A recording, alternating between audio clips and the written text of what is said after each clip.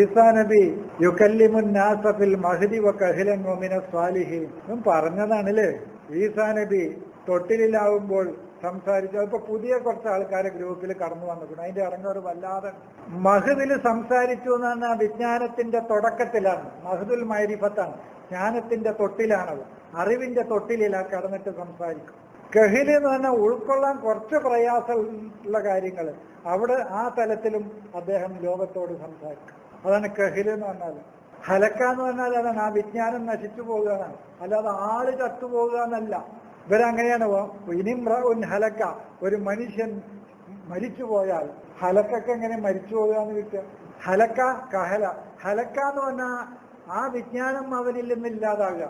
അതാണ് യൂസുഫ് ഹലക്ക എന്ന് അവിടുത്തെ ജനങ്ങളുടെ അവകാശവാദമാണ്, അല്ല പറഞ്ഞതല്ല. യൂസുഫ് ഹലക്ക എന്ന് പറഞ്ഞാൽ ഇബ്രാഹിമി ജ്ഞാനത്തെ യൂസുഫിന് ഉൾക്കൊള്ളാൻ കഴിഞ്ഞിട്ടില്ല എന്നാണ് അതിന്റെ അർത്ഥം. ഫലമ്മ ഹലക്ക യൂസുഫ്, യൂസുഫ് ഹലക്കയായപ്പോൾ ഖാലൂ ലൻ യബ്അസല്ലാഹു റസൂല, ഇനിയൊരു റസൂല് വരൂല എന്ന് അവിടുത്തെ ജനങ്ങൾ പറഞ്ഞു എന്ന് ഖുർആൻ പറയുന്നുണ്ട്.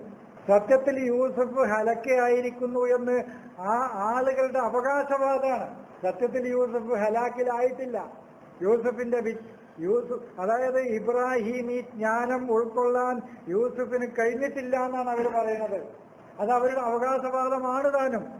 യൂസുഫ് ഇബ്രാഹിമി ജ്ഞാനത്തെ ഉൾക്കൊള്ളാൻ യൂസുഫിന് കഴിഞ്ഞിട്ടുണ്ട്.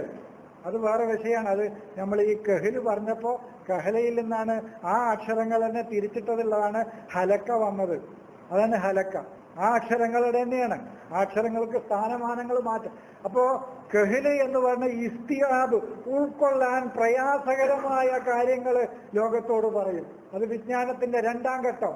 പിന്നെ ഒമിന സ്വാലിഹീൻ, ആളുകൾ ചോദിക്കാൻ സാധ്യതയുള്ള കാര്യങ്ങളും അദ്ദേഹം ലോകത്തോട് പറയും. അതാണ് സ്വാലിഹ് എന്ന് പറഞ്ഞത്. സ്വാലിഹീൻ ആയിരിക്കുന്ന അവസ്ഥയിലും ലോകത്തോട് അദ്ദേഹം സംസാരിക്കുന്നു.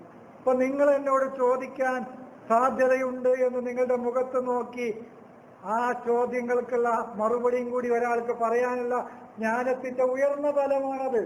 അത് ജ്ഞാനത്തിന്റെ ഉയർന്ന തലാണ്. അത് സ്വാലിഹ് എന്ന് പറഞ്ഞാൽ അത് ഏറ്റവും ഉയർന്ന തലാണ്. അതാണ് ഒമിന സ്വാലിഹീൻ. സ്വാലിഹീങ്ങളുടെ തലത്തിലും പിന്നെ ഈസ ലോകത്തോട് സംസാരിക്കും. അതാണ് യുകല്ലിമുൻ നാസ ഫിൽ മഹ്ദി വ കഹ്ലൻ വ മിനസ് സ്വാലിഹീൻ. ഈ മൂന്ന് ഘട്ടങ്ങളിലും ലോകത്തോട്. അപ്പൊ ഒന്നും മഹ്ദുൽ മഅരിഫത്തി, ജ്ഞാനത്തിന്റെ ബിദായത്ത്, തുടക്കം. പിന്നെ കഹില്, കുറച്ചും കൂടി ടഫായ, ഉൾക്കൊള്ളാൻ പ്രയാസകരമായ മേഖല. അതായത് ബോധത്തിന്റെ തുടക്കം ആദമ്, പിന്നെ നോഹ് ഇബ്തിദായിയാണ്, പിന്നെ യൂസുഫ് ഇബ്രാഹിമൊക്കെ എഴുതാദിയാണ്, UP ഹൈസ്കൂള്, പിന്നെ മൂസയിലേക്കുമ്പോ ജാമിയ യൂണിവേഴ്സിറ്റി, ജാമിയയിലേക്ക് എത്തി, മൂസയിലേക്കുമ്പോൾ ഈസയിലേക്കും മുഹമ്മദിലേക്ക് എത്തുമ്പോൾ ഹയർ സ്റ്റഡിയിലേക്ക് പോയി, യൂണിവേഴ്സിറ്റിയും കഴിഞ്ഞ് ഹയർ സ്റ്റഡി PG, അതിന്റെ അപ്പുറം പോയി. ഇതാണ് മേഖലകൾ. അങ്ങനെയാണ് ഈ എല്ലാ തലങ്ങളിലും സംസാരിക്കുന്ന ആളാണ് ആര്? ഈസ. അതാണ് ഒമിന സ്വാലിഹീൻ. വരാനുള്ള ചോദ്യങ്ങൾ വരെ മുഖത്ത് നോക്കി അയാള് അടുത്തത് ഇന്നത് ചോദിക്കാൻ സാധ്യതയുണ്ട് എന്ന മുഖം നോക്കി അയാൾക്ക് ചോദിക്കാനുള്ള ചോദ്യം മനസ്സിലാക്കി അതിനുള്ള ഉത്തരവും കൂടി സംസാരിക്കുന്ന ആളാണ് ഈസ എന്നാണ് പറയുന്നത്. അതാണ് ഒമിന സ്വാലിഹീൻ എന്ന് പറഞ്ഞത്. അതാണ് യുകല്ലിമുൻ നാസ ഫിൽ മഹ്ദി വ കഹ്ലൻ വ മിനസ് സ്വാലിഹീൻ. നീ മറ്റത് മനസ്സിലാക്കാൻ കേട്ടില്ല. കുട്ടിയാവുമ്പോൾ സംസാരിക്കും, തൊട്ടിലിൽ കടന്നിട്ട്, മധ്യവയസ്കനാവുമ്പോഴും സംസാരിക്കും, സാലിഹാവുമ്പോഴും സംസാരിക്കും. അങ്ങനെ വേണമെങ്കിൽ അങ്ങനെയും വെച്ചോളിയും, കുഴപ്പമൊന്നുമില്ല. പക്ഷെ ഞാൻ മനസ്സിലാക്കിയത് ഇതിന്റെ ആശയവായനയെ കുറിച്ചാണ്. അതിങ്ങനെയാണ് യുകല്ലിമുൻ നാസ ഫിൽ മഹ്ദി, വിജ്ഞാനത്തിന്റെ തൊട്ടിൽ എന്നൊക്കെ പറയലില്ലേ, അതാണ് ഉമ്മഹാത്ത് എന്ന് പറഞ്ഞാൽ. അതല്ലാതെ വിജ്ഞാനത്തിന്റെ ഉറവയാണത്. മമ്പഉൽ ഇൽമാണ് ഉമ്മഹാത്ത്. മമ്പഉൽ ഇൽമാണ്, അറിവിന്റെ ഉറവ്. ഏതൊന്നിന്റെയും ഈറ്റില്ല. ഇപ്പൊ ഗംഗയുടെ ഉമ്മാണ് ഹിമാലയം എന്ന് പറഞ്ഞാൽ എന്താണ്? ഗംഗയുടെ ഉമ്മാണ് ഹിമാലയം എന്ന് പറഞ്ഞാൽ എന്താ? അതെ, അവിടുന്നാണ് ഏതൊരു വസ്തുവും ആദ്യം ഉത്ഭവിക്കുന്നത് ഏതോ, ആദ്യമായി അതിന് ജന്മം കിട്ടുന്നത് ഏതോ, അതാണ് അതിന്റെ ഉമ്മ. ഒരു മനുഷ്യന് വൈജ്ഞാനികമായ ഹയാത്തും നൂറും ജീവിതവും വെളിച്ചവും നൽകുന്നത് ഏതറിവാണോ അതാണ് അവന്റെ ഉമ്മ.